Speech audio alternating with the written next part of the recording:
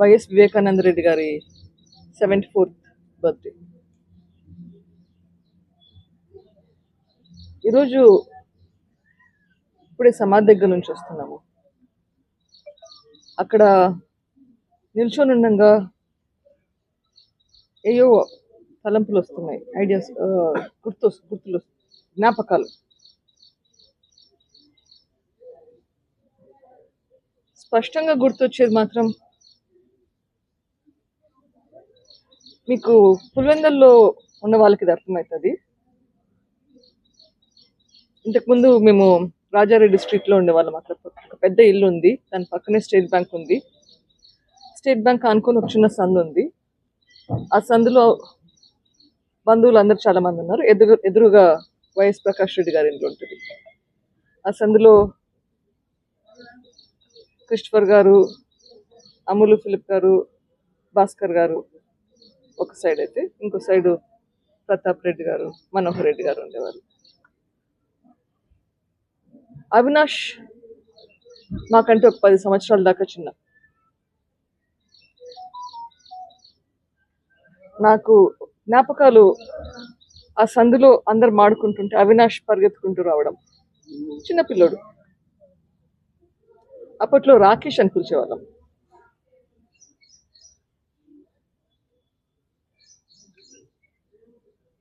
హాలిడేస్కి ఇంటికి వచ్చినప్పుడంతా అమ్మ నాన్న ఖచ్చితంగా అందరి ఇళ్ళకి పోయి అందరినీ పలకరించి రమ్మని చెప్పేవాళ్ళు.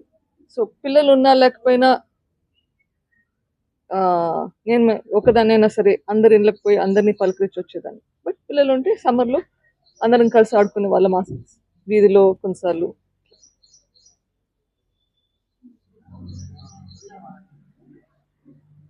ఆ రోజు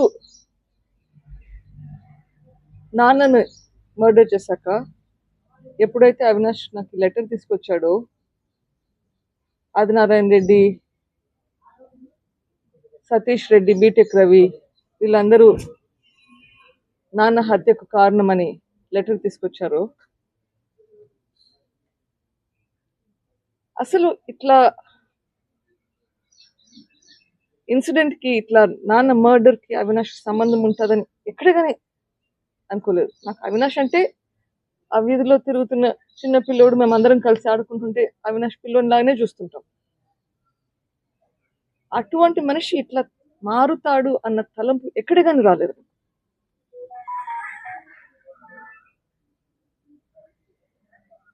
ఇప్పుడు లాస్ట్ 3-4 రోజులుగా జరిగే సంఘటనలు చూస్తుంటే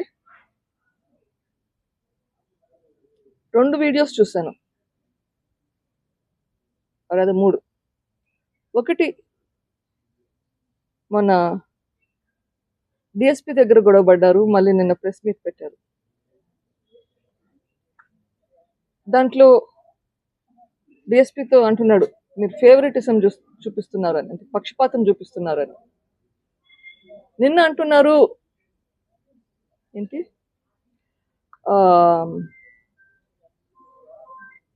టీడీపీకి తొత్తులుగా వ్యవహరిస్తున్నారు అని. అది వింటుంటే మళ్ళీ ఇంకా కొన్ని జ్ఞాపకాలు.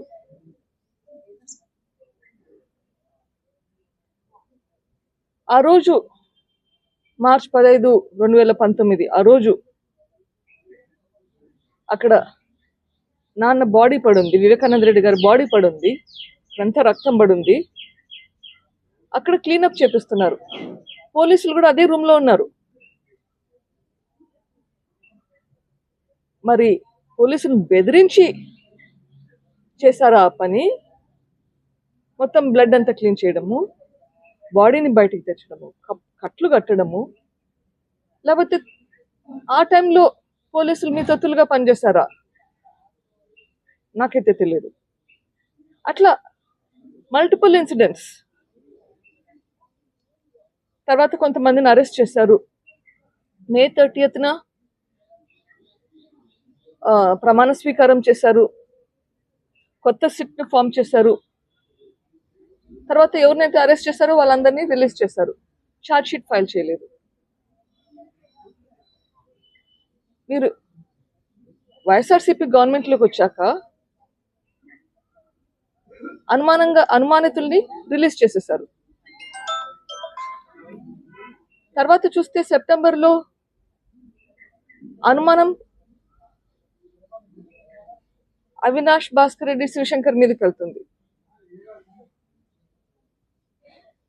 ఇప్పుడు ఆ పోలీస్ ఆఫీసర్లని పనిచేయకుండా చేశారు, వాళ్ళని పంపించేశారు. స్టేట్ డిస్ట్రిక్ట్ నుంచి కొత్త టీంని తెచ్చుకున్నారు, సిట్ మార్చేశారు. మరి ఆ టైంలో తొత్తులుగా పనిచేసి చేయలేదు అని చెప్పి మార్చారా, తొత్తులుగా పనిచేసే వాళ్ళని తెచ్చుకున్నారా? ఏంటిది? ఏంటి థింకింగ్? ఇక్కడ ఈ టైంలో ఏదో నడుస్తుంది, ఇట్లయితే న్యాయం జరిగేలా లేదని చెప్పి హైకోర్టుకి వెళ్తే మీరు మీ కేసును వాయిదా తీసుకున్నారు. అప్పుడు హైకోర్టు జడ్జి గారు ఇక్కడ ఏదో జరుగుతుంది అని గ్రహించి ఈ కేసును సిబిఐకి ట్రాన్స్ఫర్ చేశారు. సిబిఐ వాళ్ళు వచ్చి పనిచేస్తే ఒకసారి సిబిఐ వాళ్ళ సామాన్ కూడా ఆ జైల్లో గెస్ట్ హౌస్ నుంచి పడేశారు. అప్పుడు పోలీసులు మీ తొత్తుగా పనిచేస్తారా? తర్వాత సిబిఐ వాళ్ళ మీదే కేసులు పెడతారు.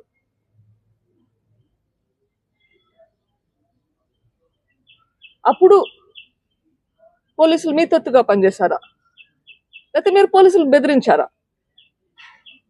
నాకు తెలియదు. The heights of all of this, దీంట్లో అన్నిటికంటే మించింది కర్నూలులో జరిగిన ఇన్సిడెంట్. అది మీరు అందరూ చూశారు. సిబిఐ వాళ్ళు అరెస్ట్ చేయడానికి పోతే ఆ హాస్పిటల్ లిటరలీ మూయించేశారు. ఆ వీధిలో ఉన్న హాస్పిటల్స్కి ఎవరు పోకుండా మొత్తం వీధినంతా ఆక్రమించేశారు. పోలీసులు కాపలా కాస్తున్నారు ఎవరిని అక్కడికి పోనీకుండా. ఎట్లా మీరు ఇవన్నీ చేయించారు?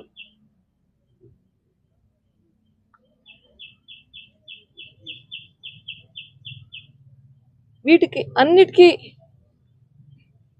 జవాబు మీరు చెప్పింది. మీరు చేసిన పనులే ఇప్పుడు మీరు చేస్తున్నారు అనుకుంటున్నారు.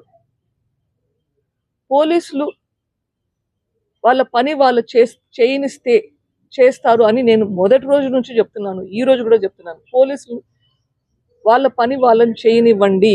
Do not influence police. ఇంకా యాప్ గురించి మాట్లాడతారు. అసలు అర్థముందా ఆ మాటలకి?